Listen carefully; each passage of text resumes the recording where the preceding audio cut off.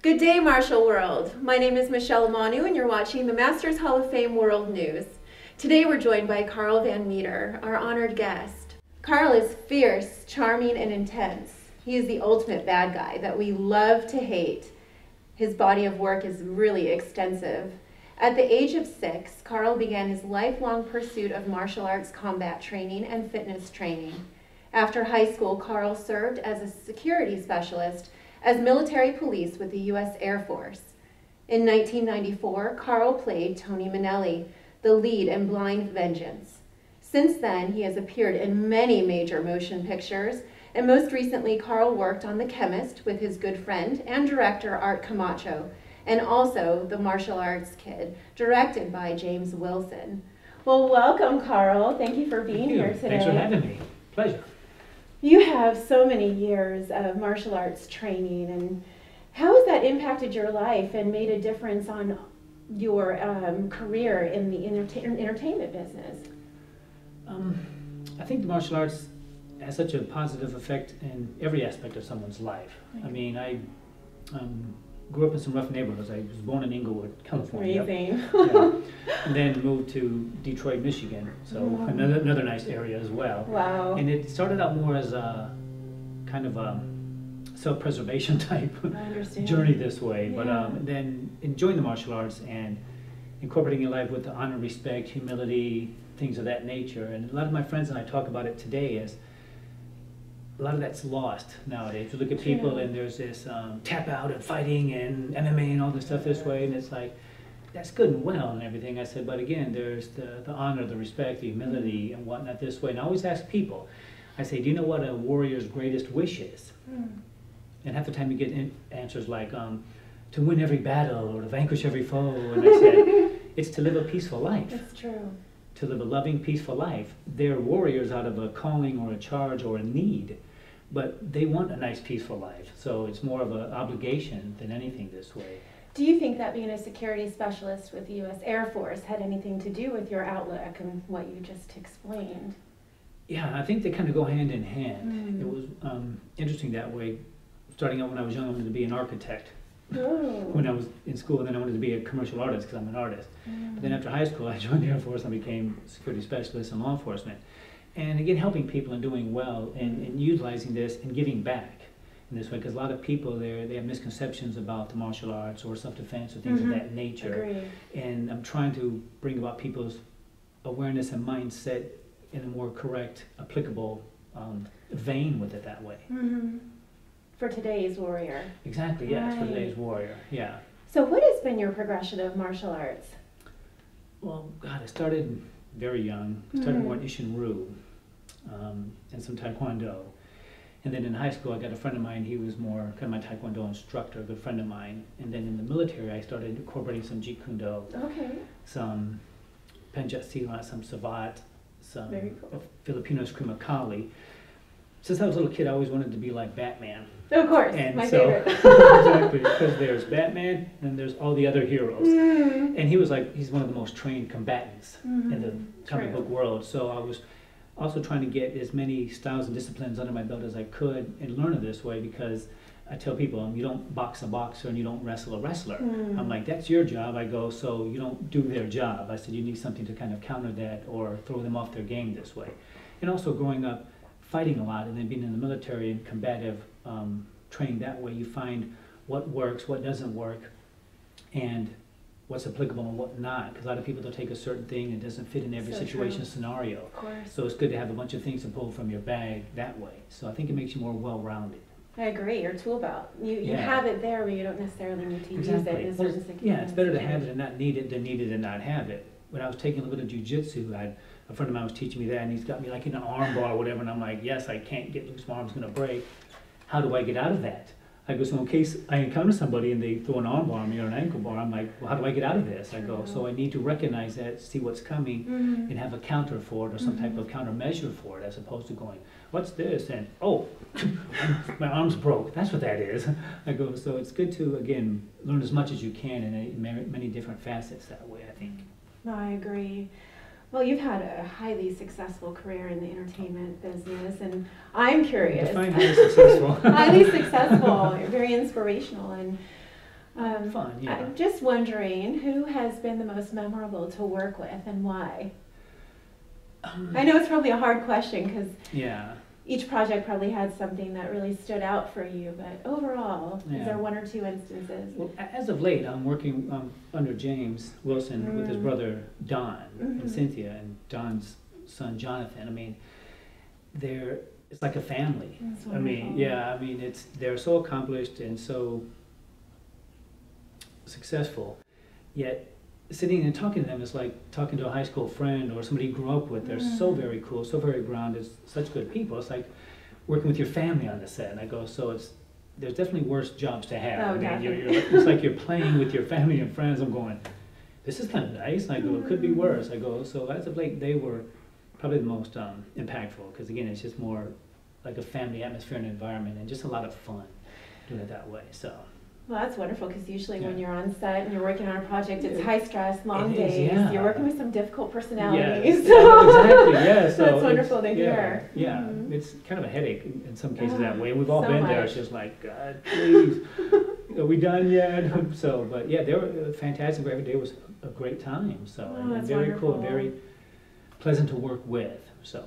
It's kind of like a good company where the employees are really happy to be in their job. Funny that. Yeah, funny how that works. Figure. So I tell people, I'm like, well, you get more bees with honey, and I go, if you make people happy, and if you got people who are committed to the project and want to work, and that's kind of the military as well, where you're a team. And I always tell people, I said, we're all working here as a team. It's not like, well, you're just an extra or whatever. And I said, okay.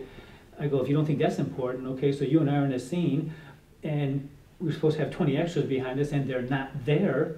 That's a weird looking scene. Absolutely. I go, so no, you are important. Everybody's important and we're all making a project here. And I go, so I don't look at anybody as, well, this person's just standing there. I'm like, no, he needs to stand there because it's going to look weird if he's not. And people don't quite get that. So the big picture. Yeah, and as I said, we're all making this project here. Everybody, the cast, the crew, and the crew works ungodly amount. I'm just like, hats off to you guys, man. The crew of you can eat first. I'm like, you have mine. Yeah, I go, it's like crazy. I go, I mean, without them, I don't know how anything would get done. I agree. It's amazing what they do. They're just steadily working, job and job. And I'm just like, wow. I go, so thank God for them. It's very true. Yeah. I worked on a pilot where the director was just an absolute you-know-what to the crew, and they just worked so hard. My heart went out to them. People like that, I think that's such bad karma. I think that's just bad. I don't know why people need to do that. And I said, it comes back to you that way. I don't believe in treating people bad. I just don't. And I said, and sadly, there's a lot of people like that out there that's got these attitudes. I think they're unhappy people. Yeah, they are. It's internal. Because if somebody's happy, they don't treat people bad. You don't see somebody that won the lotto or got a raise, whatever, and they're so happy, they're mean to people. Correct. It doesn't go that way. So I tell people when someone's like mean and whatever, or spiteful, vindictive, whatever, I go, they're unhappy. I said, because sometimes, again, if you have a boss or somebody who's a jerk all the time, and then one day he comes in and he's in a good mood, he's nice. And you're like, wow, what's wrong with him? He's nice today because he's in a good mood. I go, so when someone's like, well, I'm happy, I'm like, no, happy people don't treat people bad. It's true. It doesn't happen that way. So sadly for them, but also sadly that you have to put up with it to deal with it. Yeah, so very good insight. Yeah. That's very true. Yeah.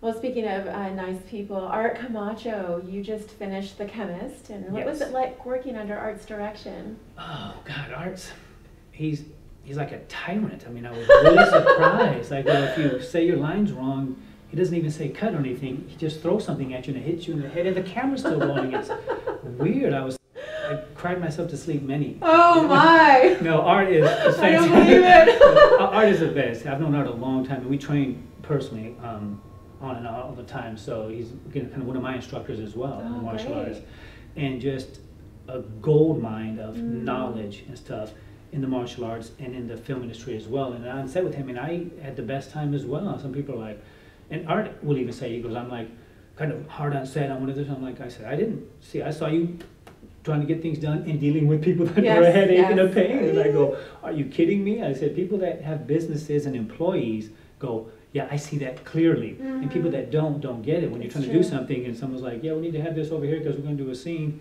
and it's not there. And it's like, well, we're supposed to fall through this. Where's this thing at? Oh, yeah, go get it. no, it's supposed to be here already, but again, dealing with people that are kind of a headache or dropping the ball gets problematic. But Art, again, fun, great. I mean, he has a very good approach, very specific and clear with what he wants, and fun to work with. I mean, he's laughing and joking, having a good time as well, but getting the job done. Sure. And with him and I would talk about stuff with people when a lot of times people say, well, I'm not getting paid for this, I'm not making much money. And I always go, is that how you work? I said, because you're either working or you're not. Correct. I said, you're working if you're getting 50 bucks a day or 5 million. You're working or you're not. And I go, their mindset isn't correctly there. And I said, okay, so if we're giving you 50 bucks, we get this much effort. If we gave you 5,000, we'll get more effort. And if we gave you 5 million, we'll get even more effort. So hell, if we keep giving that money, we'll get like Robert De Niro or Daniel Day-Lewis. Is that what you're saying? They're not capable. Yeah, I was gonna say, so this is how you approach this, and we always talk about that. And I said, you're either working or you're not. Whether it's free, 50 bucks or 5 million. I go, come on and do your job. I agree. And put forth your best effort. And people, their mindset, I mean, it's so very clear to me why people have such a hard time in this business and industry where it's hard in life. Yeah, there's so much competition, it's so difficult. And I said, it's not competition. If you went for a casting call and there's 500 girls there and they need somebody who can ride a horse, and you're the only one that can ride a horse, is there a lot of competition there? No. No, there's a lot of people there. That's correct. So people don't quite grasp that mindset, and they think it's hard and difficult, and this person, that person, and again, I think it's all perceived. You know, it's that illusion. Yeah, and again, their mindset on how they approach things. Again, with the blaming other people and stuff, and well, Lack this of person, that accountability, person, yeah, right? and I'm like, well, did you do your job? Well, I could have, but this person, that person, whatever, and no one will ever go, yeah, that was me. Yeah. So accountability. yeah, and they don't get it. So sadly, but. No, very good point. Again. Yeah. But no, Art's fun to work with. Art is fantastic. I mean, I feel incredibly blessed to have come in contact with him and the Wilsons. I mean, it's right. Again, just thank you. God, I wonderful. always say God spoils me.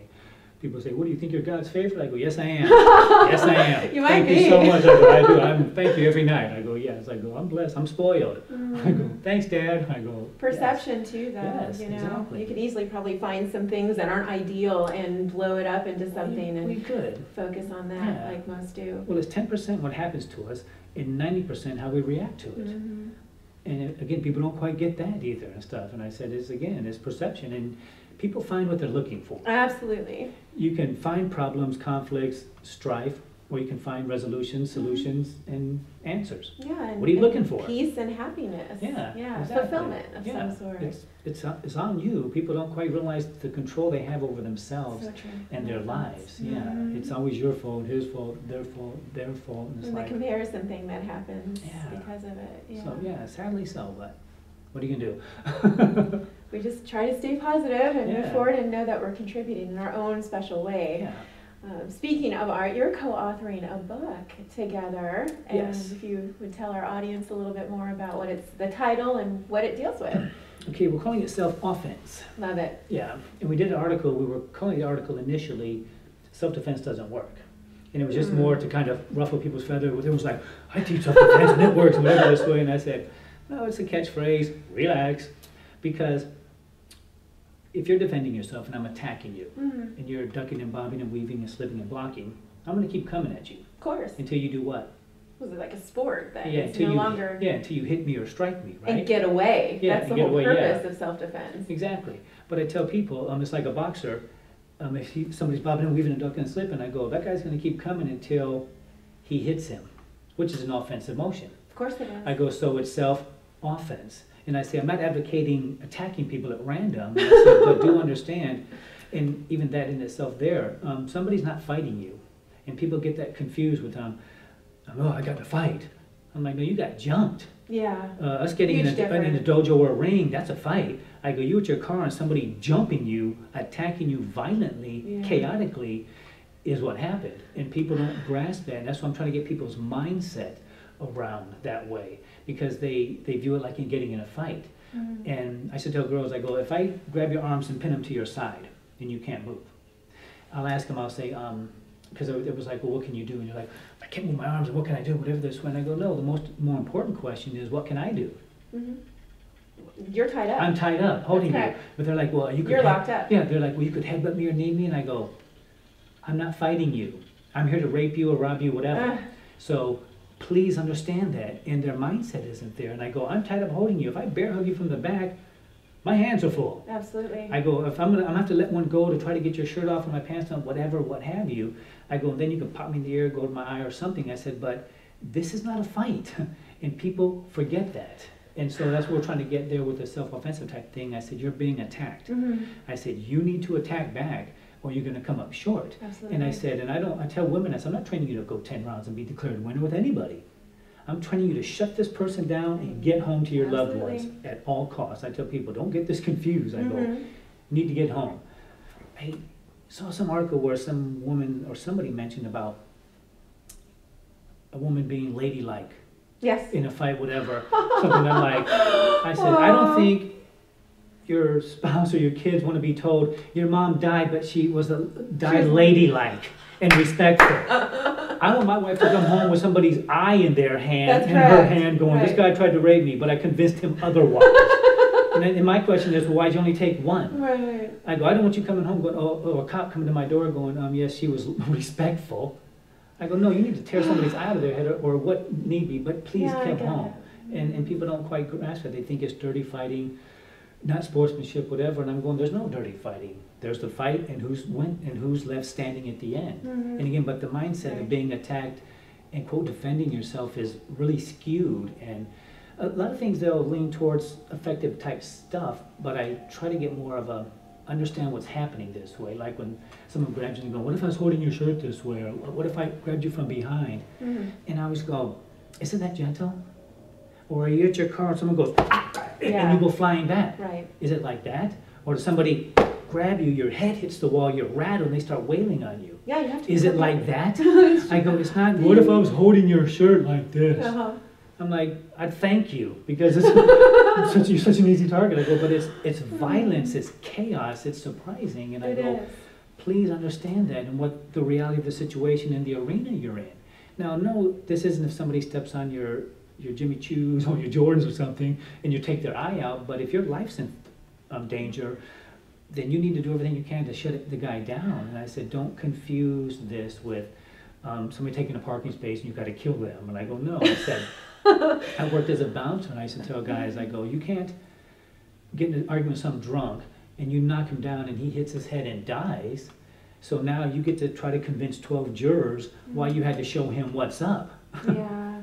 It's not worth it. I go, but people there, the mindset I think is one of the seriously lacking aspects of a self-defense type thing, self-preservation, awareness type things this way. So we're trying to get that out there and get more of a kind of a real world type thing and understanding this way. Because a lot of people are like, oh, I used to teach the Taibo type kickboxing classes before, and so I used to watch the commercials and ladies like, oh, I take Taibo and I can really defend myself now.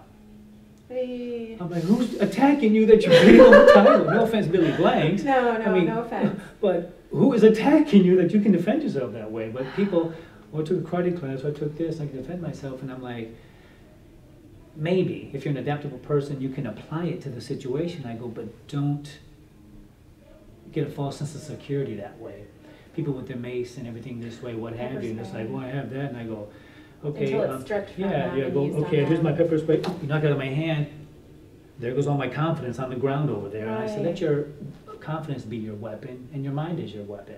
I said, you can take anything. Yeah, exactly. And awareness this way. And I go, don't go down to bed. Does it look dark down there? Okay, well, I'll go around. I'll spend a few minutes going around this way. So again, it's just more of a mindset type thing, because our minds govern everything, and it's how you approach it and process and realize what's going on around you, as opposed to people say, this person came out of nowhere or whatever this way. I'm like, no, they were probably there. Yeah, I said, you're not paying attention this way. Probably on the phone, fumbling through they're doing this way. And I look at people and I said, God, I used to feel sorry for people, but I can't anymore, because they're just it's their choice to be sleepwalking. Yeah, I just go, oh, look at this. I mean, God, I feel like going, grabbing the purse, going, Pay attention. My God. Give me this money. No.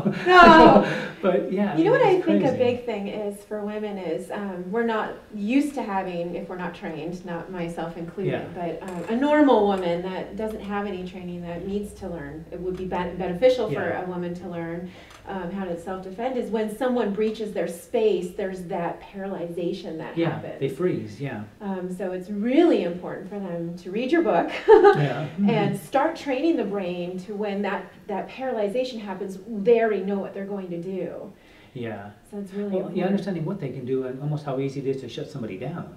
I tell people, I said, working off more of a self-defense type thing, I said, this works off the body's autonomic system. If you bang your shin walking around here, you don't walk around here and hit your shin on here and go, ow, I banged my shin. You know, I should probably ball up.